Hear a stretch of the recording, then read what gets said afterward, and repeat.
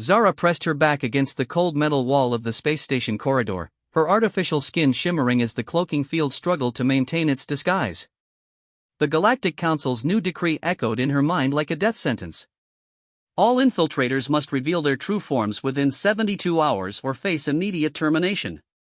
She had been living among humans for 3 years now, studying their strange ways, their unpredictable emotions, their inexplicable capacity for both cruelty and kindness.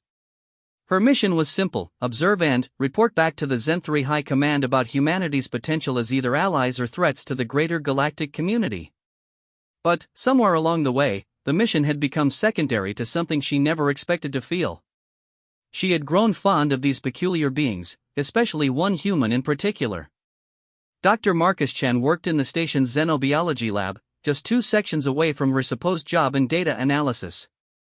Every morning for the past 18 months, she had watched him arrive with his untidy black hair and tired eyes, carrying a steaming cup of that bitter liquid humans called coffee. He always nodded politely when their paths crossed, sometimes offering a small smile that made her synthetic heart skip in a way her creators never intended. The irony wasn't lost on her. A being designed to study human behavior had fallen victim to the very emotions she was meant to analyze.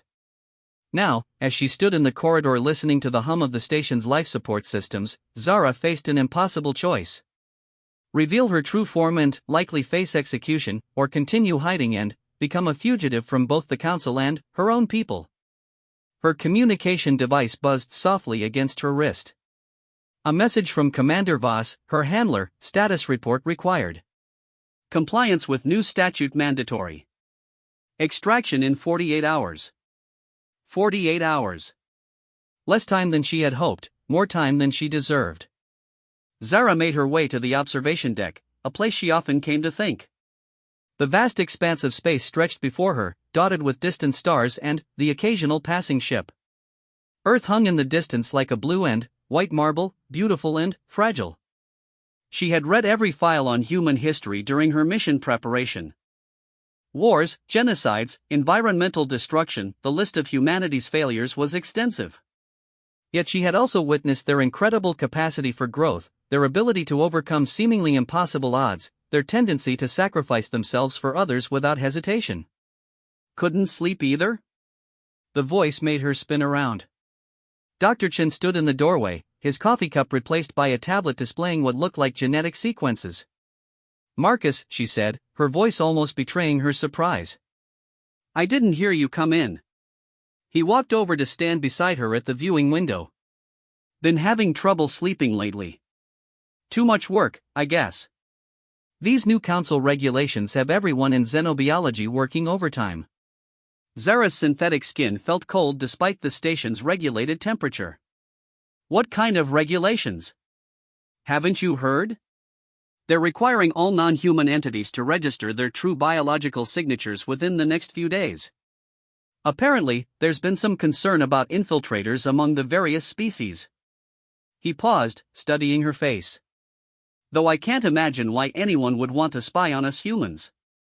We're not exactly the most advanced species in the galaxy. The way he said it, with that self-deprecating humor so characteristic of his species, made her chest tighten with an emotion she couldn't name. Perhaps they see something in humanity that humanity doesn't see in itself, she said softly. Marcus turned to look at her, really look at her, for the first time in months. His dark eyes searched her face with an intensity that made her internal systems fluctuate. You know, Zara, I've always wondered about you. Her blood ran cold. Wondered what? You're different from everyone else on this station. The way you observe things, like you're seeing them for the first time. The way you ask questions about the most basic human behaviors. And your eyes. He leaned closer, and she could smell the faint scent of his shampoo, something clean and earthy. Your eyes look like they hold secrets. Zara forced herself to breathe normally, to maintain the perfect mimicry of human physiology that had kept her hidden for so long. Everyone has secrets, Marcus. True. He smiled the gentle smile that had first captured her attention. But some secrets are worth knowing. Before she could respond, he turned back to the window. They stood in comfortable silence for several minutes, watching the stars and the distant blue planet that had somehow become more home to her than the crystalline cities of Zenther. "I should go," she finally said. "Early meeting tomorrow." "Of course." He didn't look at her as she walked toward the door, but his voice stopped her just before she stepped into the corridor. "Zara? Whatever your secret is, I hope you know you can trust me." The words hit her like a physical blow. Trust. Such a simple concept for humans, yet so complex in its implications. They gave it freely, often to their own detriment, believing in the inherent goodness of others despite countless examples to the contrary. She wanted to trust him. More than that, she wanted to be worthy of his trust. But trust was a luxury she couldn't afford, not when her very existence depended on deception. Back in her quarters, Zara stared at her reflection in the mirror. The face looking back at her was perfectly human: olive skin, dark hair, brown eyes that Marcus found so mysterious. Beneath the surface, however, lay the truth: crystalline bone structure, silver blood that flowed through biomechanical arteries, and organs that bore no resemblance to human anatomy. She was a work of art, her creators had told her. The perfect infiltrator, capable of mimicking any humanoid species down to the cellular level. They had given her enhanced intelligence, accelerated healing, and the ability to process emotions without being controlled by them. They had not, however, prepared her for the possibility that she might want to be controlled by them. The communication device buzzed again. This time it was a direct video link from Commander Voss. She accepted the call, and the stern face of her Zenthri superior appeared on the small screen. "Agent 847, he said, using her designation rather than the human name she had grown to prefer. "I trust you are prepared for extraction." "Commander," she replied, keeping her voice neutral. "I was under the impression I had 48 hours. Plans have changed. The Council's new regulations have made extended operations too risky. You will report to Docking Base 7 at 0800 tomorrow for immediate departure." "What about my mission report?" "Irrelevant. The High Command has already decided humanity poses no significant threat or value to our interests. Your observations, while thorough, have revealed a species too chaotic and unpredictable for meaningful alliance." Zara felt something she had never experienced before: anger. Hot, irrational, completely illogical anger. "Commander, with respect, I believe my 3 years of direct observation might provide insights that desk analysis cannot." Voss's metallic features remained impassive. "Your emotional attachment to the subjects has been noted, Agent 847. It is precisely why your mission is being terminated. Report tomorrow as ordered." The connection ended, leaving Zara alone with her reflection and a decision that would determine not just her fate, but potentially the fate of humanity itself. She thought about Marcus, about his gentle smile and his willingness to trust. She thought about the maintenance worker who had shared his lunch with her when she mentioned skipping meals, about the engineer who had spent hours explaining Earth's weather patterns because she had expressed curiosity, about the security guard who always asked about her day as if he genuinely cared about the answer. These humans, with all their flaws and contradictions, had shown her something the Zenthri had never taught her: the value of connection, of belonging, of being seen and accepted for who you truly were. As she prepared for what might be her last night among them, Zara realized that the choice wasn't really about following orders or becoming a fugitive. It was about choosing between existing and truly living. And, for the first time in her artificially created life, she knew exactly what that choice had to be. The next morning arrived with all the certainty of entropy, bringing with it decisions that could not be unmade and consequences that could not be avoided. As station lights gradually brightened to simulate dawn, Zara found herself standing once again at the observation window, watching Earth turn slowly in the distance. She had not slept. Instead, she had spent the night composing a message she hoped she would never have to send, preparing for conversations she dreaded having, and trying to memorize every detail of the life she was about to leave behind.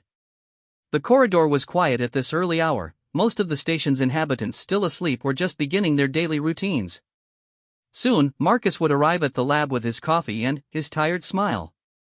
Soon, she would have to make the choice that would change everything.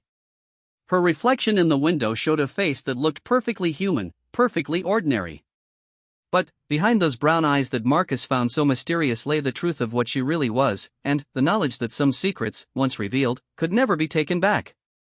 The question was no longer whether she would reveal herself.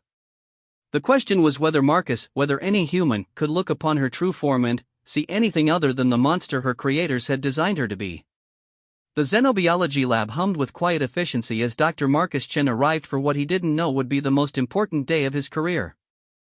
Steam rose from his coffee cup as he settled at his workstation, reviewing the genetic samples that had been puzzling him for weeks. Something was wrong with the data. Not wrong in a technical sense, but wrong in a way that made his scientific instincts itch like an unreachable spot between his shoulder blades. The tissue samples registered as human on every test, yet there were anomalies that defied explanation. The cellular structure was too perfect, too regular. The genetic markers followed patterns that seemed almost engineered rather than evolved. And the protein sequences contained elements that shouldn't exist in nature, at least not in any nature he understood. Dr. Chen? Marcus looked up to find Zara standing in the doorway of his lab. She looked different today, paler, more tense, as if she hadn't slept. Her usually perfect appearance seemed somehow fragile, like glass about to shatter. Zara. You're up early. He gestured to the chair beside his workstation. Everything all right? She stepped into the lab but didn't sit. Instead, she moved to the window that looked out into the corridor, checking to see if anyone else was around. The gesture struck him as oddly cautious. Marcus, I need to tell you something. Something important. The seriousness in her voice made him set down his coffee and give her his full attention. What's going on? She turned from the window to face him, and he was struck by the intensity in her eyes. Those mysterious eyes that had always seemed to hold secrets now looked almost desperate. Do you believe in redemption, Marcus? Do you think someone can change from what they were designed to be? The question caught him off guard. Yes, I suppose I do. I mean, humans change all the time. We grow, we learn, we become better than we were. Why? What if someone lied to you? About who they were, what they were, for a very long time. Could you forgive them if they told you the truth? Marcus studied her face, noting the way her hands trembled slightly, the way she seemed to be gathering courage for something momentous. Zara, what's this about? Are you in some kind of trouble? She laughed, but there was no humor in it. Trouble doesn't begin to cover it.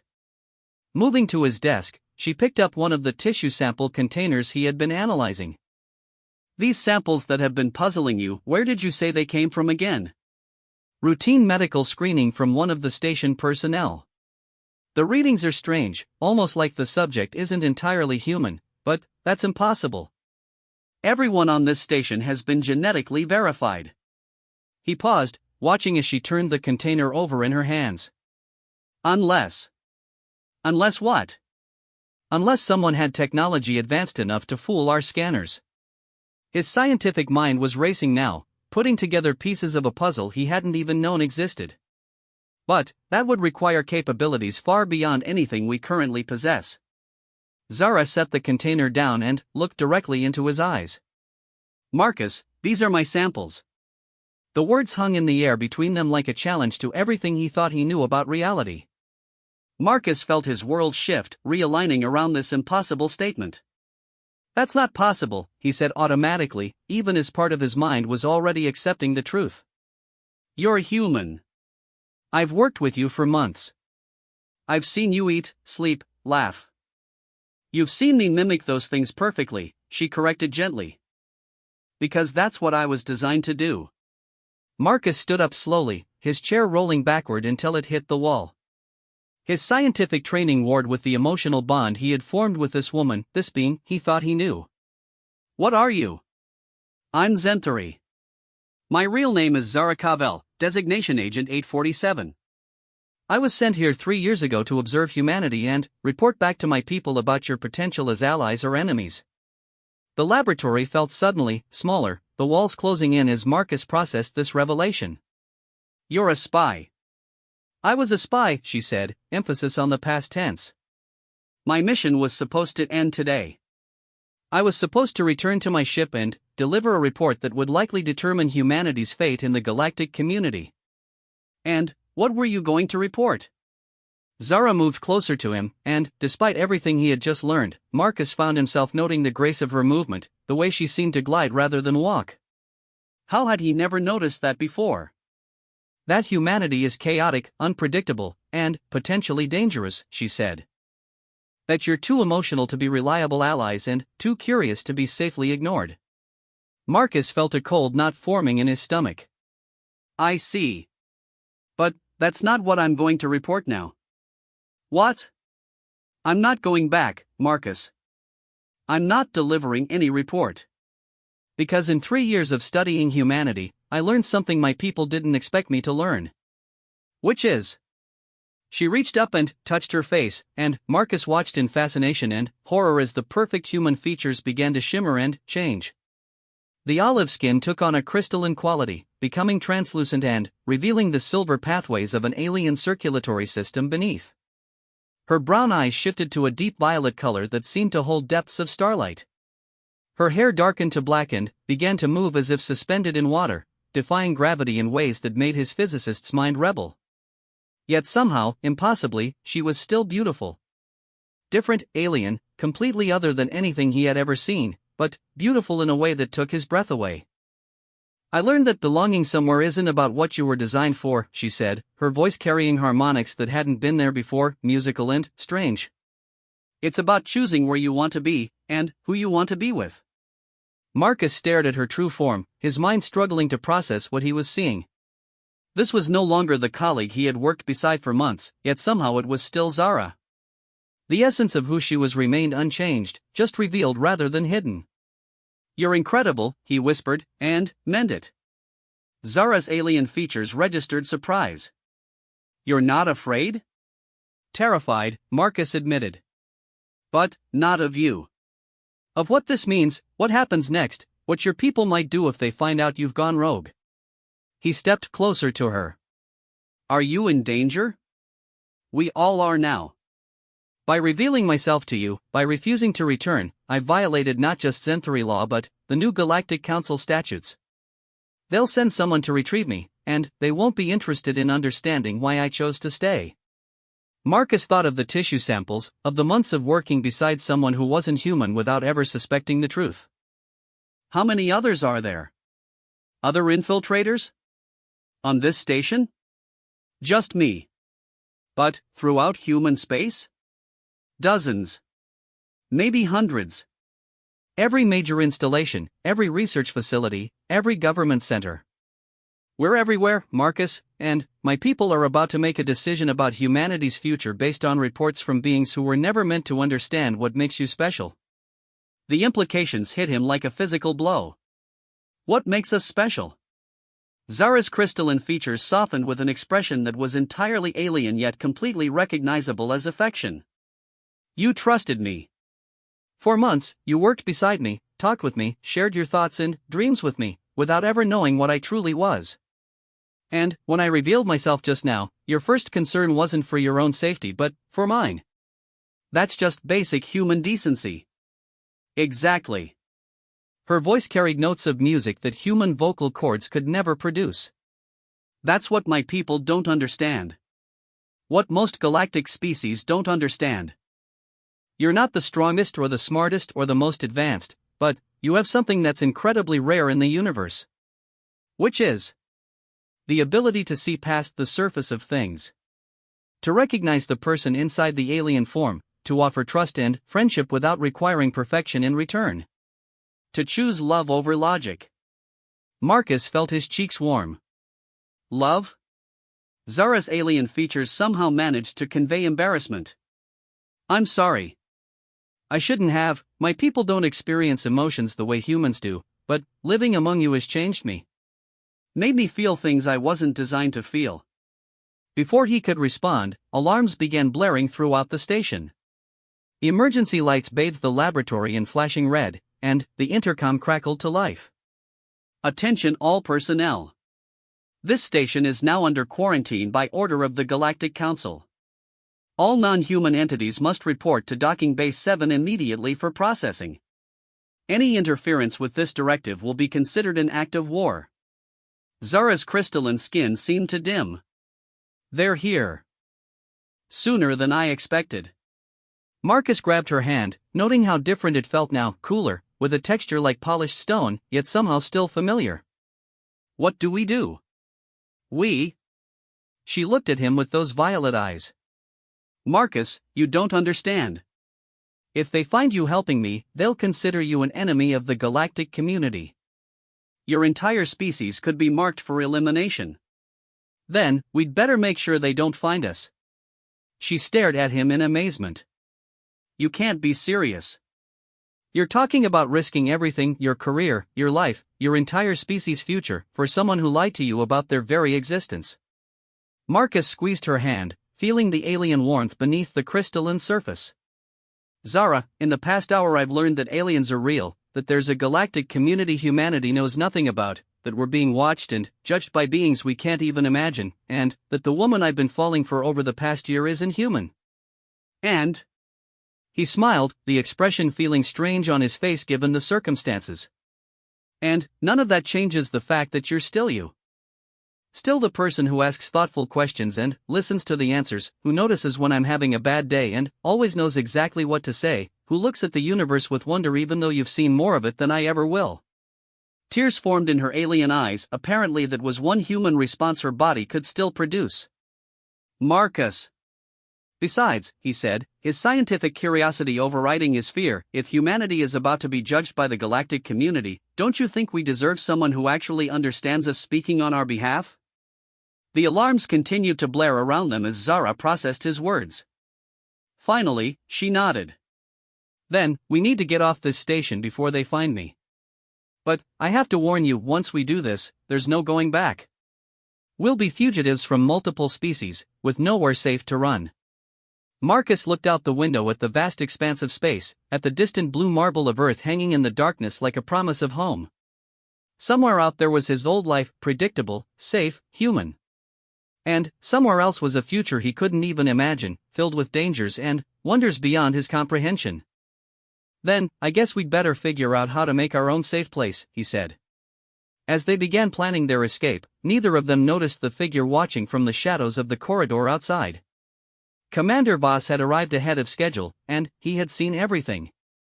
Commander Voss materialized from the shadows like death itself, his Zenthari features cold and impassive as polished metal. Marcus felt his blood freeze as he took in the alien being standing in the doorway, tall, angular, with skin that seemed to absorb light rather than reflect it, and eyes like chips of black ice. Agent 847, Voss said, his voice carrying harmonics that made the laboratory equipment hum in response. You have violated direct orders and compromised operational security. Compliance is no longer optional. Zara stepped protectively in front of Marcus, her crystalline features hardening with determination. Commander, I request permission to address the High Command directly. My findings about humanity are crucial to any decision regarding their fate. Your findings are irrelevant. The decision has been made. Voss raised his hand, revealing a device that crackled with energy. Humanity has been classified as a chaotic variable. Elimination protocols will commence once all infiltration units have been retrieved. The casual way he spoke of genocide made Marcus's stomach lurch. You can't just decide to wipe out an entire species because you don't understand them. Voss's attention shifted to Marcus with the focused intensity of a predator. Human, you will remain silent. Your interference has already marked you for termination. No. Zara's voice rang with authority Marcus had never heard from her before. Marcus Chen is under my protection. If you want to terminate him, you'll have to go through me. That can be arranged, Voss replied coldly.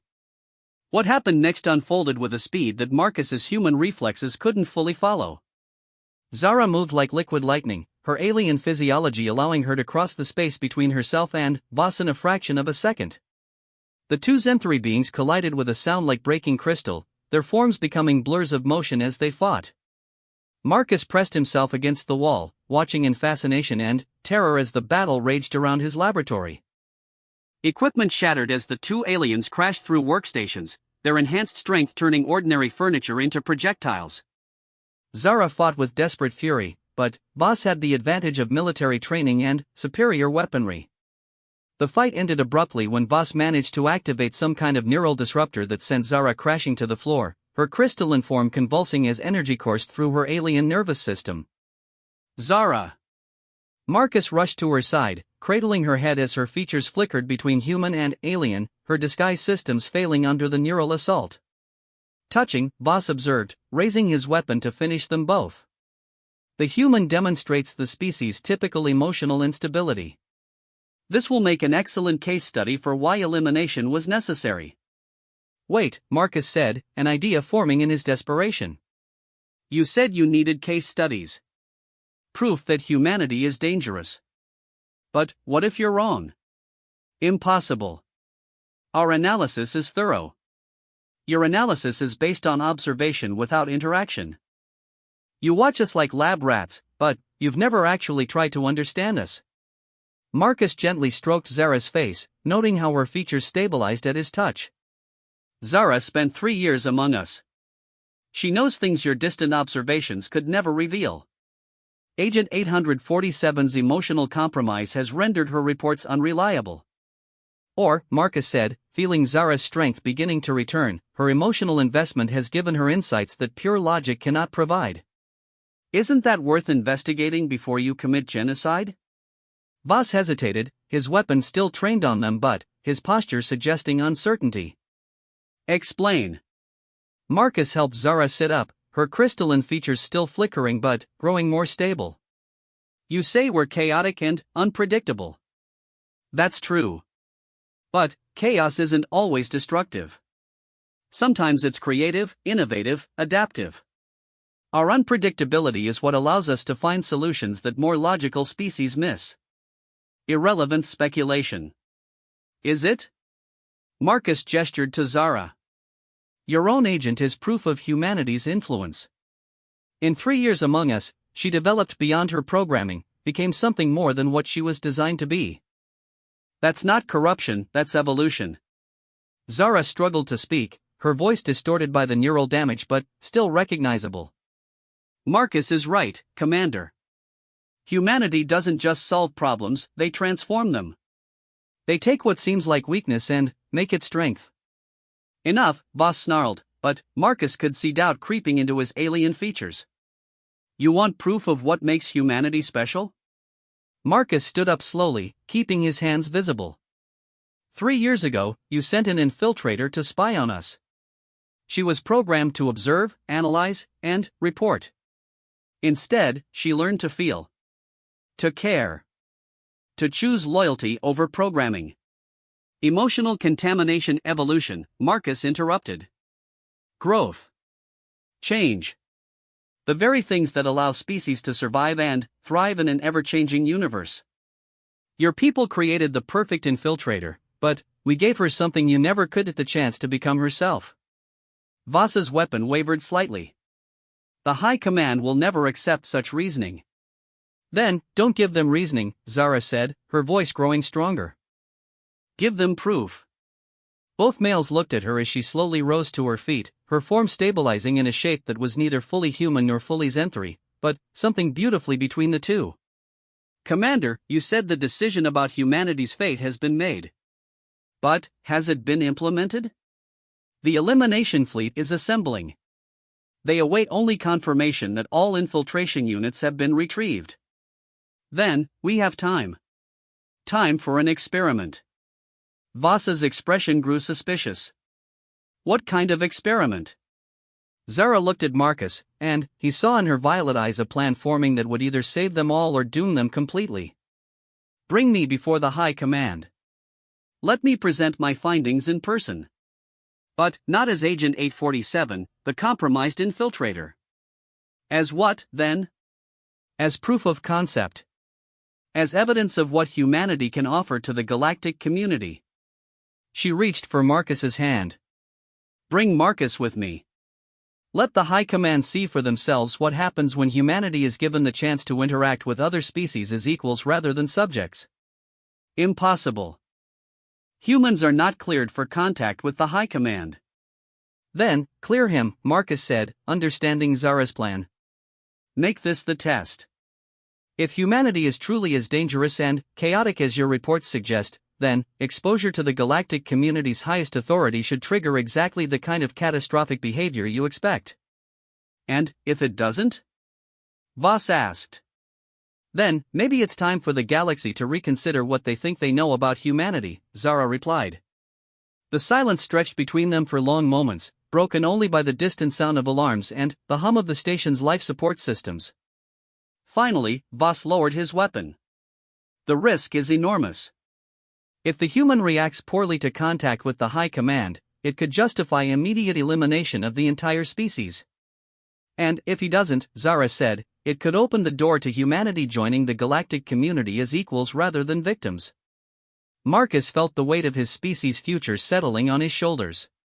One human, representing all of humanity before alien judges who had already decided his people were too dangerous to live. The rational part of his mind screamed that this was impossible, that no one person should have such responsibility.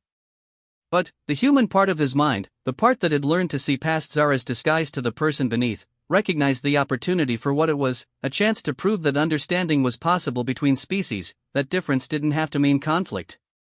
I'll do it, he said. But I want something in return. Voss tilted his head with alien curiosity. You are in no position to make demands. I want Zara's freedom. Whatever happens with the High Command, whatever decision they make about humanity, she gets to choose where she belongs. No more orders, no more designations, no more being treated like a malfunctioning tool. Impossible. She is Zenthari property. She's a sentient being who has proven capable of growth and independent thought, Marcus shot back. If your people truly believe in the superiority of logic and reason, then you have to acknowledge that she has earned the right to self-determination. Zara stared at him in amazement. Marcus, you can't. Yes, I can. If I'm going to represent humanity before your High Command, then this is humanity's first official diplomatic request, recognition that intelligence grants the right to choose one's own path, regardless of origin. Voss was silent for a long time, processing implications that reached far beyond the immediate situation. Finally, he nodded slowly. Very well. If you can convince the High Command that humanity deserves survival, then Agent 847 will be granted autonomous status. And if I can't? Then, both your species and your companion will cease to exist. Marcus looked at Zara, at this incredible being who had risked everything to save a species that wasn't even her own, who had chosen love over logic and belonging over duty. In her alien features he saw something that gave him hope, the proof that understanding between different species wasn't just possible, it was transformative. Then, we'd better make sure I'm very convincing, he said. As Commander Voss began making arrangements for their departure to the Zenthari homeworld, neither Marcus nor Zara knew that they were about to become part of something larger than they could imagine. The first human-alien diplomatic contact would not happen in the sterile chambers of government, but in the heart of an alien empire, where one man's ability to see past the surface of things would determine the fate of both species. The station's alarms continued to blare around them, but, for the first time since the crisis began, they sounded less like a death knell and more like a call to action. In a few hours, they would leave everything familiar behind and venture into the unknown together. But, as Zara had learned during her 3 years among humans, sometimes the unknown was where the most beautiful discoveries waited to be made. The transport ship that took them from the station was unlike anything in human technology, a crystalline vessel that seemed to grow rather than be built, its walls transparent and revealing the infinite depth of space around them. Marcus pressed his face to the viewing port, watching Earth shrink to a point of light, and wondered if he would ever see it again. Having second thoughts? Zara asked, settling beside him with that liquid grace he was beginning to recognize as distinctly Zenthari. Third and fourth thoughts, he admitted. But that's what humans do, we doubt ourselves right up until the moment we do something extraordinary. She smiled, the expression somehow familiar despite her alien features. That's what I love about your species. You're brave precisely because you're afraid. Is that what you'll tell the High Command? Among other things. She took his hand, her crystalline fingers intertwining with his flesh ones in a gesture that would have been impossible if she had remained in disguise. Marcus, whatever happens when we arrive, I want you to know that these 3 years with humanity, with you, have been the most real I've ever felt. Even though we're walking into what's probably certain death? Especially because of that. Because you chose to come with me anyway, knowing the risks. Because you're willing to speak for people who don't even know the danger they're in. Because you looked at my true form and saw something worth saving. Marcus squeezed her hand, marveling at the warmth beneath the crystalline surface. Zara, what you did back there, choosing to stay, choosing to fight for us, that wasn't the action of a malfunctioning tool. That was the choice of someone who had found where they belonged. Do I belong with humanity? You belong wherever you choose to belong. That's the most human thing about you. She laughed, the sound like crystal chimes in a gentle breeze. Then, I suppose I'm more human than Zentari now. You're something entirely new, Marcus said. Something that couldn't exist without both species contributing to who you've become. Maybe that's what we need to show the High Command, not that humanity deserves to survive because we're perfect, but because we're capable of creating something beautiful when we work together with others. Through the transparent walls of the ship, the Zentari homeworld began to grow from a distant star to a visible disk. Its surface was unlike Earth, crystalline cities that caught and refracted starlight, creating patterns of beauty that no human architect had ever imagined. It's magnificent, Marcus breathed. It's home, Zara said softly. Or it was, until I learned what home really means. As their ship descended toward the alien world that would determine the fate of both their species, Marcus felt the weight of responsibility and the lightness of hope warring in his chest. In a few hours, he would stand before beings whose technology and intelligence far surpassed humanity's, and try to convince them that his chaotic, emotional, unpredictable species deserved a place among the stars. He would do it not with superior logic or advanced science, but with the most human weapon of all, the ability to see the potential for beauty in the unknown, and the courage to reach for it despite the risks. And, beside him would be Zara, living proof that understanding between species wasn't just possible, it was transformative for everyone involved. The transport ship touched down in a landing bay that seemed carved from a single enormous crystal, and Marcus took his first breath of alien air. Whatever happened next, humanity would never be the same. But, then, again, neither would the galaxy.